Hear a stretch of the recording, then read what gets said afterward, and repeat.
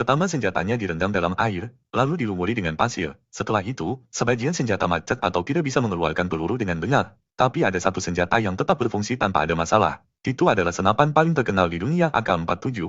Pria yang menciptakan senjata ini adalah Kalashnikov. Dia dulunya adalah seorang pengemudi tank. Tapi saat ketempuran tanknya terkena serangan musuh dan meledak melukai tangannya dengan parah, di perjalanan menuju rumah sakit, dia menyadari bahwa senjata para tentara tidak berfungsi dengan baik. Magazinnya rusak jika terkena air dan bekasnya begitu lemah hingga membeku karena cuaca dingin. Senjata seperti itu bisa menyebabkan kematian. Saat itulah dia mendapatkan ide untuk membuat senjatanya sendiri. Setelah sembuh dia pergi ke bengkel lamanya dan berkata bahwa dia ingin membuat senjata baru. Dia memiliki pengetahuan yang baik tentang mekanik, jadi dia diberikan sebuah ruangan kecil. Hanya dalam waktu 3 hari dia berhasil merancang AK-47 pertamanya. Tangannya belum sepenuhnya sembuh sehingga dia meminta bantuan beberapa pekerja. Mereka bekerja keras dan berhasil membuat senjata AK-47 pertama.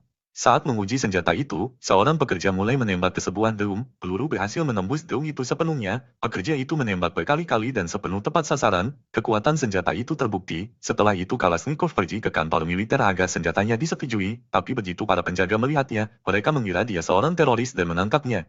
Tidak lama kemudian seorang kewira mencoba senjata itu sendiri, dan sangat terkejut senjatanya lebih baik dari senjata lainnya, tapi menurut peraturan, senjata hanya bisa disetujui jika memenangkan lomba menembak tahunan. Kewira itu memanggil seorang jenderal, sang jenderal juga mencoba senjata itu dan sangat terkesan, dia meminta Kalashnikov mengikuti lomba atas nama militer, dia pergi ke Institut Persenjataan di Moskow di sana dia diberi kamar sendiri, tapi dalam uji pertama senjatanya gagal dan ditolak, dia sangat kecewa lalu pulang. Tapi di tengah jalan seorang perwira menghentikannya dan memberikannya kesempatan lain untuk membuat senapan mesin. Kalashnikov bekerja keras dengan serius. Tidak lama dia berhasil membuat senjata baru. Uji cobanya berhasil tapi tetap saja tidak terpilih. Saat itu juga muncul kabar bahwa Jerman telah menyerah. Perang telah berakhir. Semua orang sangat senang tapi Kalashnikov sedih karena merasa senjatanya tidak akan diperlukan lagi.